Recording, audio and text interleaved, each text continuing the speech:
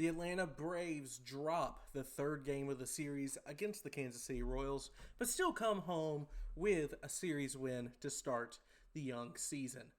Atlanta lost by a score of 4-1 against Kansas City. Grant Holmes got the start today for the Atlanta Braves, and he faced Seth Lugo. Just taking a look, we can kind of begin with Grant Holmes. He just wasn't. I thought he looked really good to start the game. And if you kind of take a look at his stats, it does reflect that. So he was getting a lot of swings and misses, especially with the slider early on. It was just going, it was ducking down out of the zone. Guys were swinging over it. And Holmes looked really good, especially the first time through the order. And that was when things went well for him. But as soon as the guys came back around for the second time through, they started piecing him up a little bit. And that started in the third inning. Gives up a walk, and then a single brings Michael Garcia, or Nick Lofton, goes over to third from Michael Garcia hitting a single, and then Bobby Witt Jr. Battles through. I believe that was a full count or a 2-2 count. 2 outs. Bobby Witt almost gets over it, throws a fastball. Bobby Witt was expecting it, just puts it into left field, right field to Ronald Acuna Jr. That scores the first one. Then Holmes just gets out of it. Come back out for the fourth, and he gives up a home run right into right near the chophouse there to Carter Jensen.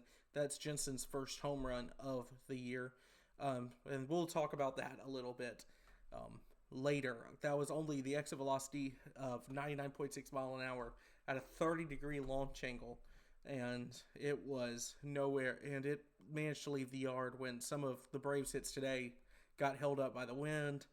This was a wind-assisted homer for Carter Jensen.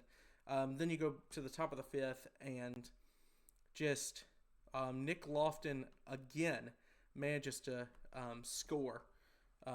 He gets on base. As the 9-hole hitter, Michael Garcia manages to advance him.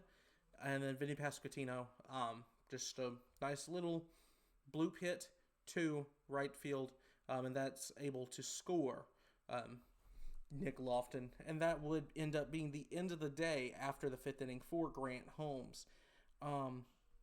So I think out of your fifth starter, especially starting out, or your third starter, if he's able to give you 5 innings with 3 runs, that's definitely a winnable ball game. I think you should take that out of your third starter any day of the week. It's just whether or not it's just way more preferable when Grant Holmes is your fifth starter or he's a guy coming out of the bullpen for you, rather than being this high up in Atlanta's rotation. And that will change coming soon with Spencer Strider returning. But at the end of the day, this game loss is not on Grant Holmes. It's really not even on the lack of offense. There's only a 1 on the board. Atlanta had opportunities in this one. A lot of solo home runs. Or home runs. There's a 2-run shot that Michael Harris thought he got all of, and the announcers did too, into the warning track. Acuna hit one to dead center. He thought he got all of it, and it wound up being a fly out for the center fielder. I'm going to pull up Baseball Savant real quick while I continue to talk. The Braves just did not get lucky with the wind. If you look at a lot of the hardest hit balls, you look at stuff like that. Top exit velocities in this one. Austin Riley, 109 miles per hour. That was a line drive out. Ronald Acuna Jr. hit 108 at a perfect launch angle, and it's a 97% chance of it being a hit, and it ends up being an out. Michael Harris, 108 off the bat, same thing. Acuna, 105 off the bat in a line drive, and it gets out. So the Braves were able to hit the ball hard. They hit the ball significantly harder than Kansas City, but that's baseball for you. And the Braves just were not able to really get much on the board.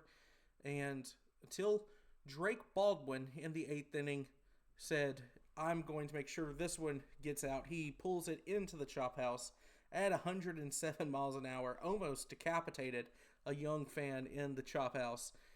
But Drake is continuing his hot start to the season. Already 2 home runs on the year. And if you just look at his stats so far, I mean, he's got a 273 average, but 2 home runs. He had 2 hits again here today. And just a wonderful 2-hole hitter.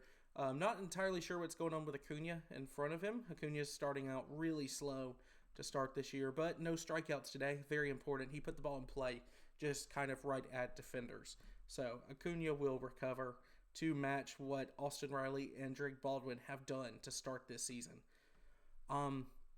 Speaking of other Braves hitters that had a really good day today, I mean, Dominic Smith with another hit. He got pinch hit for by Kyle Farmer late in this one, but I mean, another hit for Dominic Smith.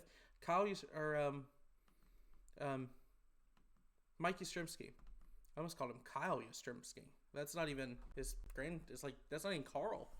I don't even know where I pulled Kyle from, but Mike Yastrzemski, he had 2 hits today to go along with 1 strikeout. But really impressed so far with Yastrzemski against right-handed hitters. So definitely something to keep an eye on, and I think the Braves are in decent shape. Jorge Mateo got the start today at shortstop instead of Dubon, and I'm a little bit surprised by that. There was an error that kind of was involved in the first run of the game that involved moving the runners up that Mateo made. I doubt Dubon is able to make the play at first, but I also don't think he makes an error that results in the runner advancing all the way to third. And in that situation, it might have made a difference solely because the ball that scored him was hit to Ronald Acuna Jr., and Acuna might have had a chance to throw him out at home. That's the only difference there. But Mateo, I mean, he went 0 for 3 today with a strikeout. So, interested to see. I didn't see an explanation on why why Dubon did not play today, if it was just a standard rest day, but we'll find out going forward. Probably one of the biggest bright spot for the Braves in their first loss of the season was Didier Fuentes, who came out of the pen for Grant Holmes, and he pitched 4 innings to save the bullpen, and he looked really good doing it. Fuentes only gave up 2 hits and a walk, and that was through 4 innings of work for the Atlanta Braves. He did give up the 1 run. Bobby Witt kind of got the better of him on one today, but he looked really good. It's almost a waste to use him out at the long reliever, but apparently he's not stretched out quite enough to be a starter yet, so I understand it. But good major league experience for Didier Fuentes, and I think he's going to be a staple moving forward for this team, either out of the pen. I don't understand why he's being used at long relief, but the Braves will find a good use for him, either out of the pen as kind of a high leverage guy or as a starter later in the season when there's more pitching arms ready to go. But Didier was fantastic. I mean, 4 strikeouts and 4 innings of work. He equaled Grant Holmes' number of strikeouts today. He did only have 4 swings and misses that he produced compared to Grant Holmes, but who had 10, but he did it in 1 less inning. So Holmes' slider was really working today. I think people were the Salvador Perez at bat that Didier had. He struck him out, and he just swung right through it. The look on Salvy's face as he swung through it, and was just like, oh yeah, that kid's nasty. So I think that's something to really look forward to if you're an Atlanta Braves fan, even though you did not get the result that you were looking for today.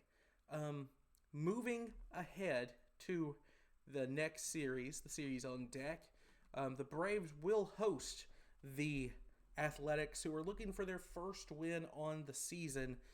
It will be Bryce Elder versus Jacob Lopez tomorrow. Aaron Savali versus to be determined for the Braves. And then Luis Severino and Chris Sale will go on the Businessman Special on Wednesday afternoon. So definitely 3 winnable games. Taking a look at Jacob Lopez's stats from last year, he had a 4.08 ERA in 17 games started, 21 games total. He pitched 92 innings. Pretty late called up for the Athletics, but looked pretty good last year. So definitely should be about an even pitching matchup when you consider that Bryce Elder is on the mound to start game 1 tomorrow for the Braves. Braves 2-1, the Athletics 0-3 after coming off a just really tough series to start the year against, who did they play?